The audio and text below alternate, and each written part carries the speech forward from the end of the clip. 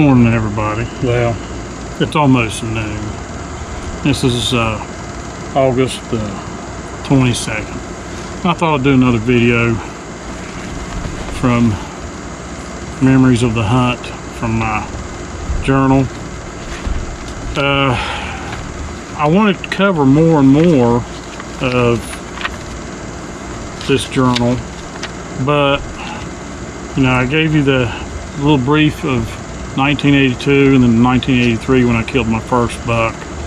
And then I got a lot of entries in here for 1984 from squirrel hunting, which I'll probably get into them as well. And there is the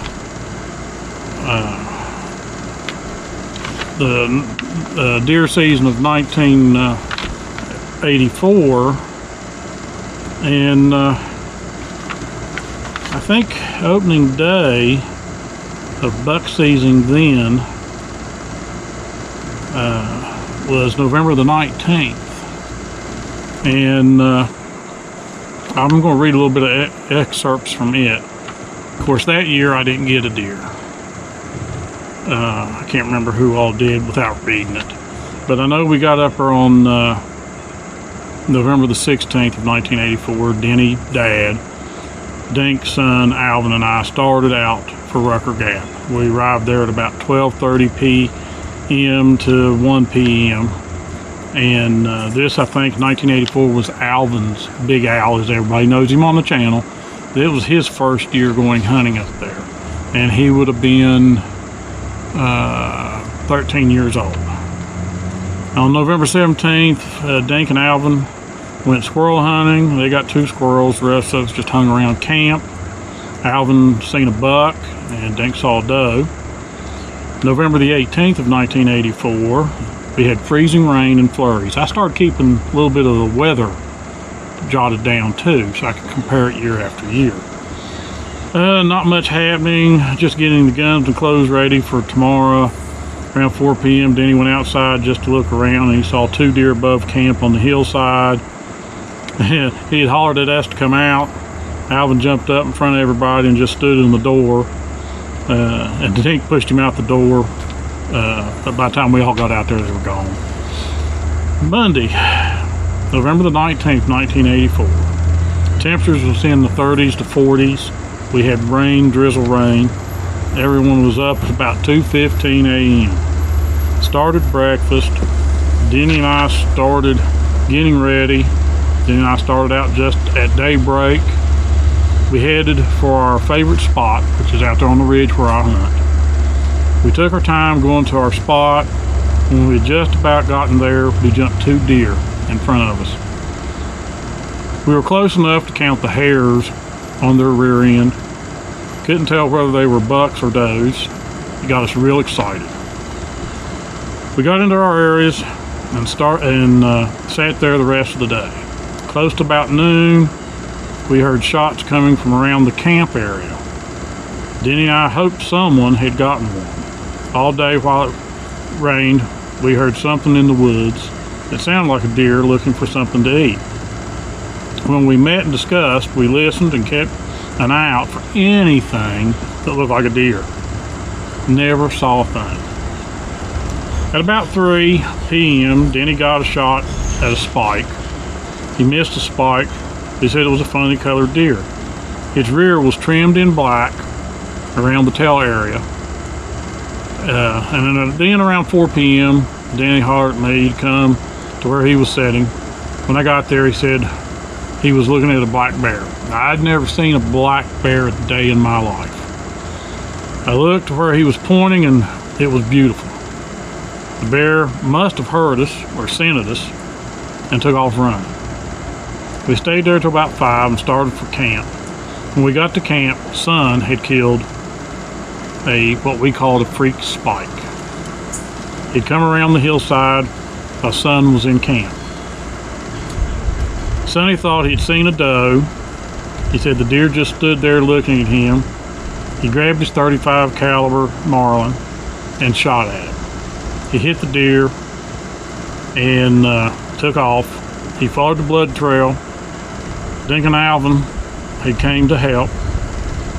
The deer had went across the road. This is the story he's telling us.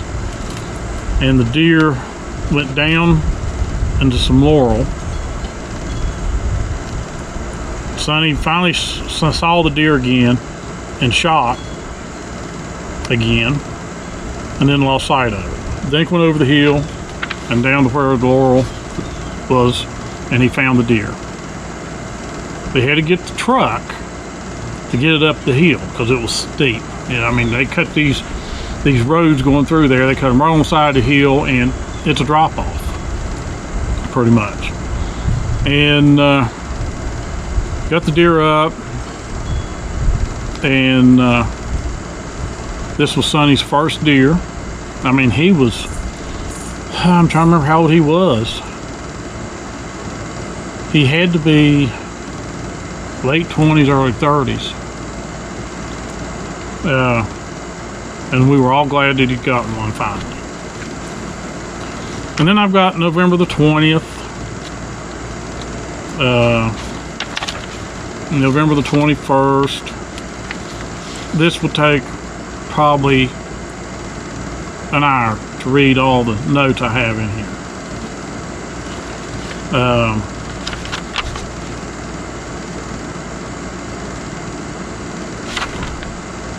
I was trying to see. That year only Sonny killed a deer.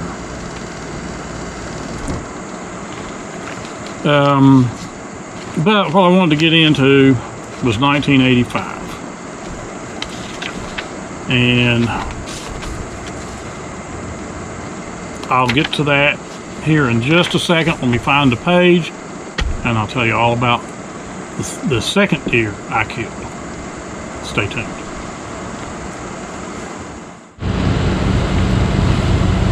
Well, before I get into the 1985 and the second buck I killed, I was wrong. There was actually 2 deer killed in 1984, so I'm going to read a little bit from that. It was on a Tuesday, November the 20th, 1984. It was in the low to mid 30s. It was windy and sunny.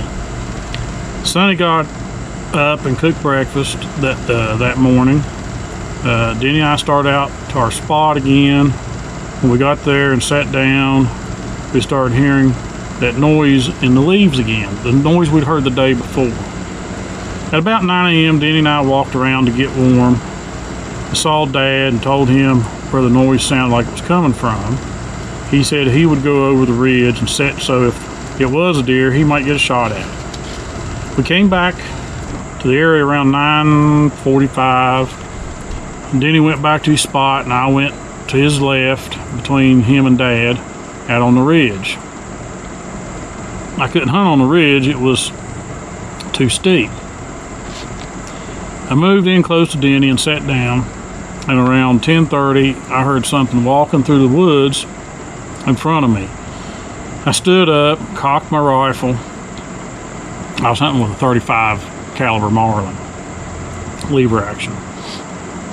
But I still couldn't see anything. Then I heard Denny fire one shot. Then I heard another. Denny hollered at me then. I went about 15 feet from where I was sitting, and there laid a deer. I went to help Denny. Denny thought the deer was still alive, but it was just its nerves. Denny checked its horns. He had shot an 8-point buck. With the second shot, Denny had nicked one of the points. Denny, proceeded to gut the deer, prepared the deer drag to camp, carried his rifle. He had me to pull on the deer. I tried to pull the deer, and it was heavy. It was heavier than my 6-point. We got to camp, tried to hang it on the tree with Sonny's deer. We tried twice before we got it hung up.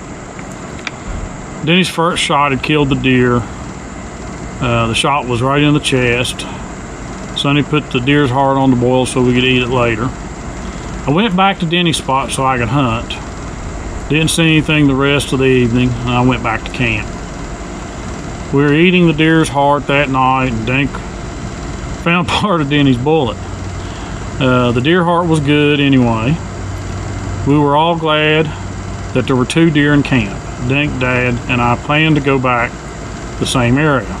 Alvin couldn't take the cold weather. And remember, he was only, this is 84, he was 13. Couldn't take the cold weather. So I think he stayed in camp. I didn't have that wrote down. Well, no, he did. He went out with Dad, but after about an hour or two, he went back to camp.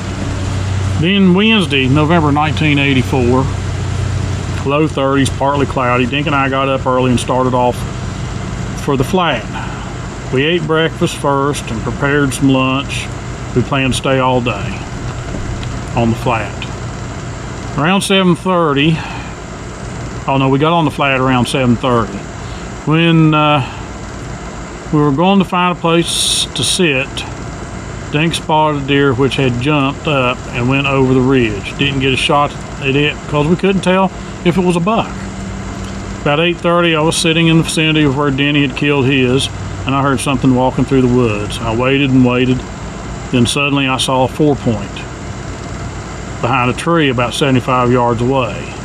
I picked up my 30-30. Oh, that's what I was hunting with in 1984, it was 30-30. And I looked through the scope. And as soon as I saw the deer in the scope, I shot. The deer took off. I shot a second time, but the deer made it to some down timber.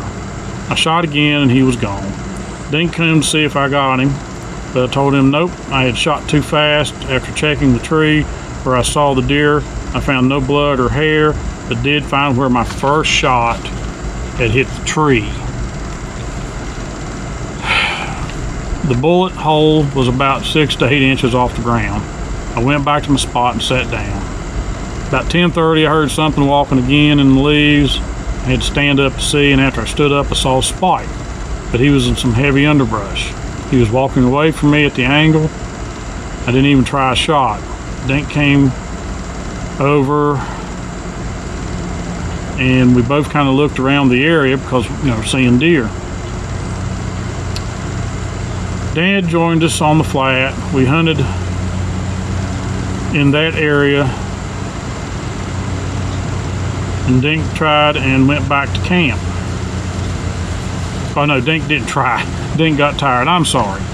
I'm trying to read handwriting from 36 years ago. I ended up getting kind of sick, and I ended up telling Dad I was going back to camp. And I got back to camp, and Dink and Alvin was walking the road, and we decided to, we were going to go ahead and come home.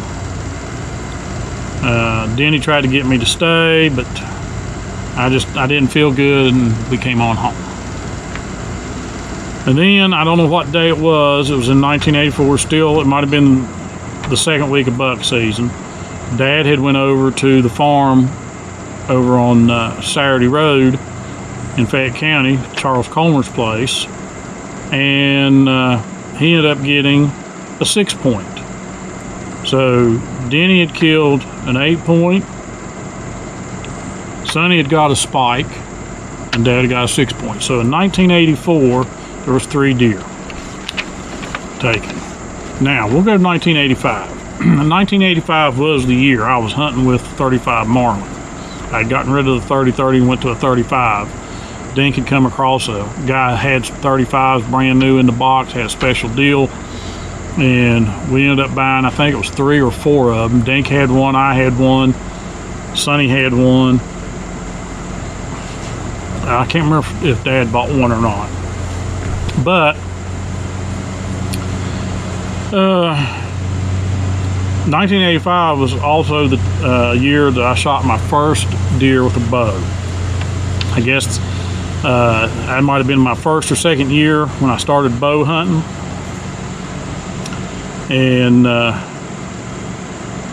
I'm trying to remember here. I shot my first deer with my bow. It was a buck. It was less than 10 yards from me. I was walking back to the car, and I looked to my left and saw him eating and walking straight. No, I did not get that deer. I remember this real vividly.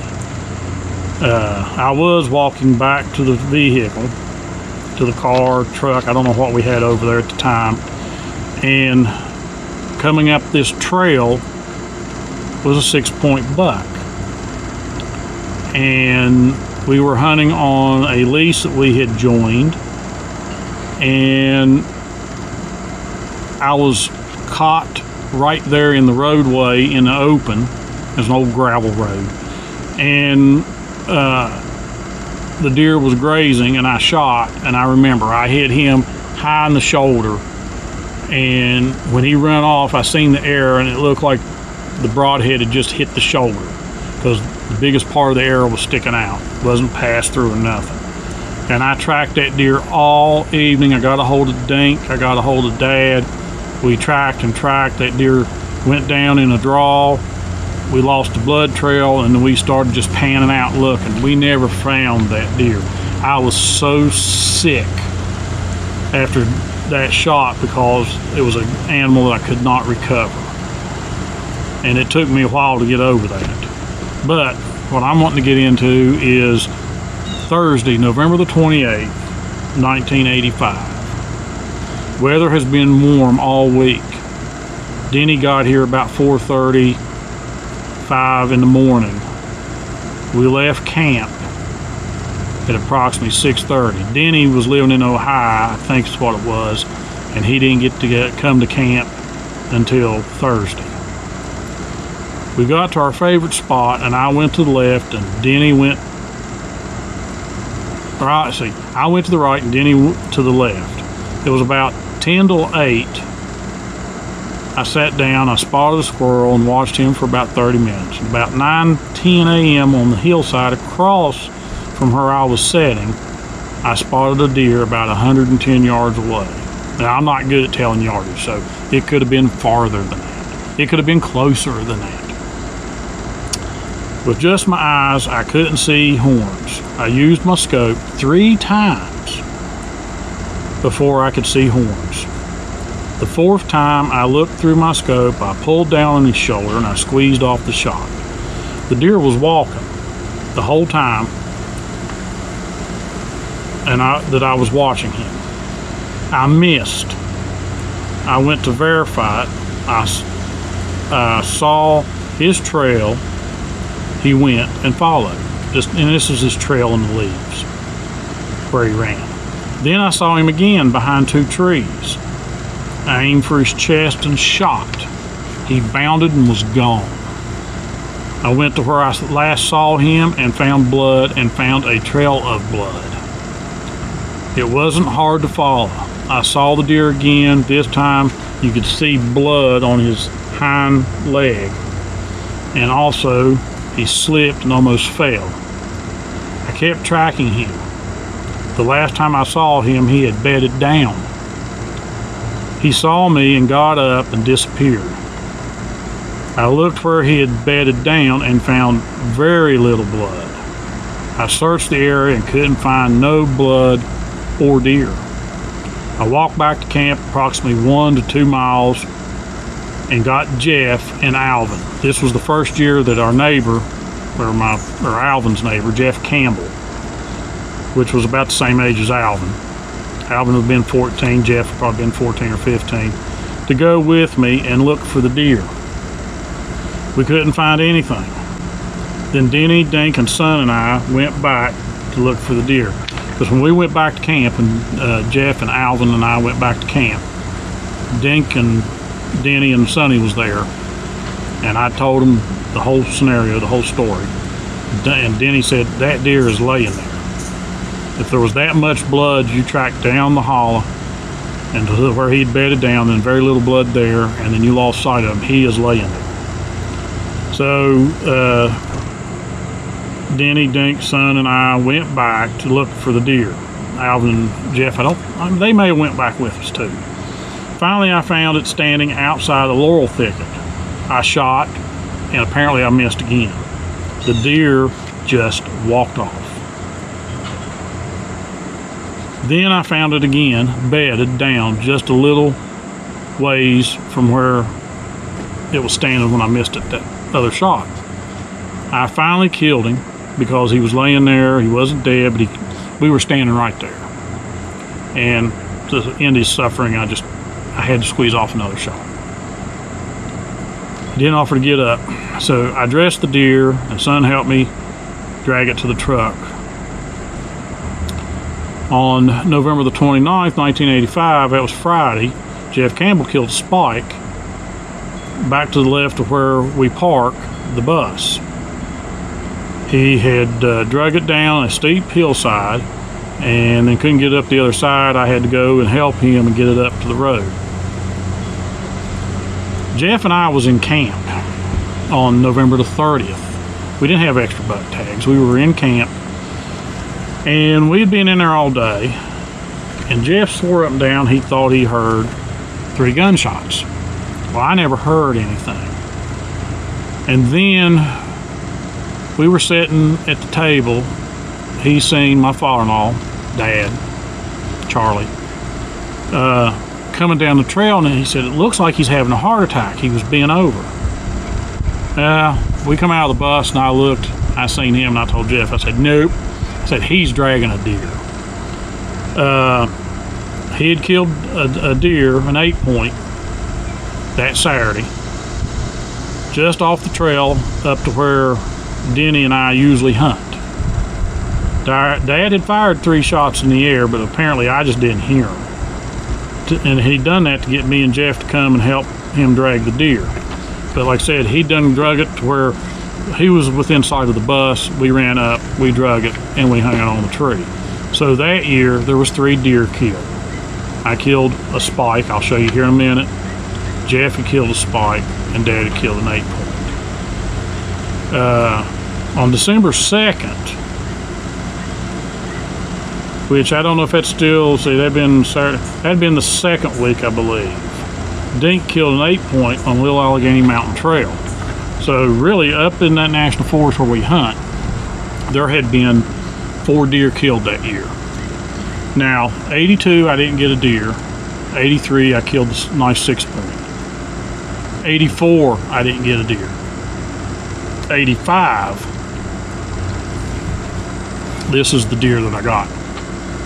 Now, I know there's probably going to be some haters, but I really don't care. I don't hunt for horns. I hunt for meat. And this was a legal buck. I mean, more than 3 inches long. And I used a 35 Marlin lever action. Of course, it's engraved here.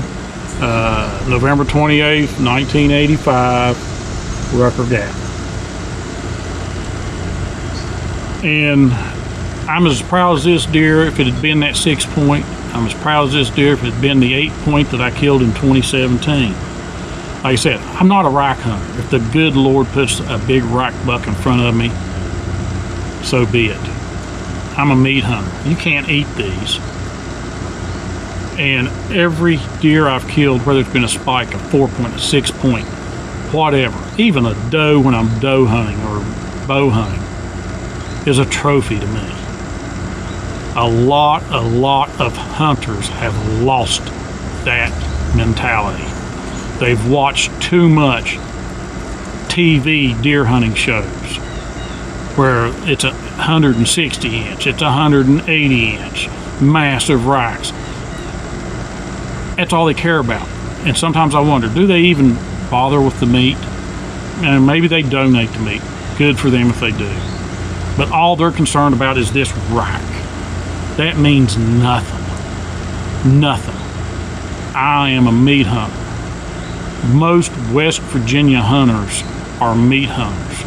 Yes, we'll take does. I've had too many people preach to me, oh, let that buck grow, take a doe.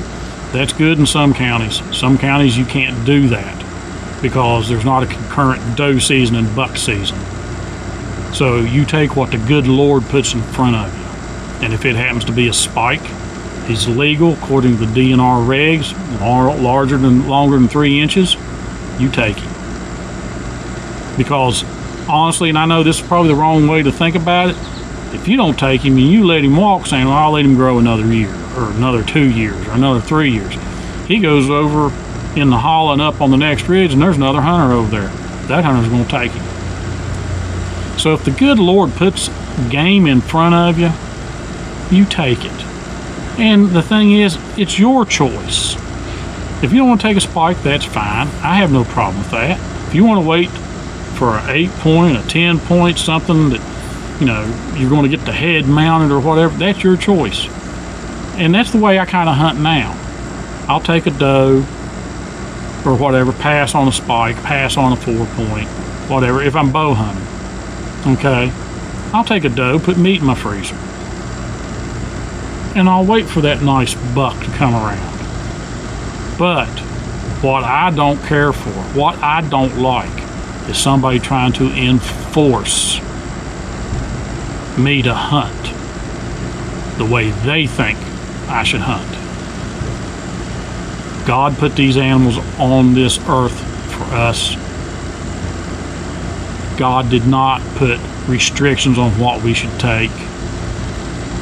I mean, I don't want to get on that soapbox. This is about my diary, my journal that I done. But I'm just here to say, yes, I'm showing you a spike. I took this in 1985. And for a lot of years, when I first started hunting, if it was legal, I was shooting it. Well, I'm about ready to end this video. I think it's done gone over 25 minutes. But, you know, I had my little spiel. I didn't want to get on the soapbox about the size of a buck that I killed in 1985. I have taken other spikes. This time and the age I am now, I pick and choose what I want to harvest.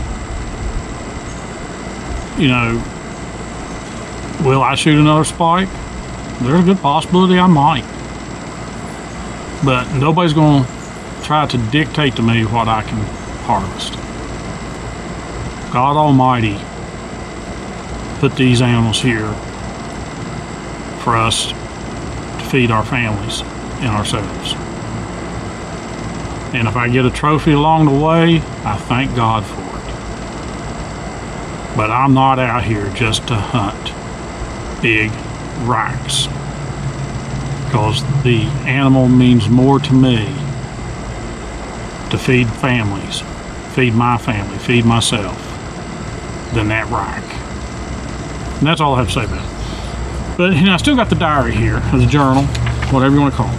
I want to kind of go over, this is going to be kind of comical. And in this diary, I forgot to tell you all, the first video, I have copies of the hunting, or not copies, these are the original hunting license that we had back then, before I got my lifetime license, which is written in here too. But I'm going to go over the grocery list we had here for camp.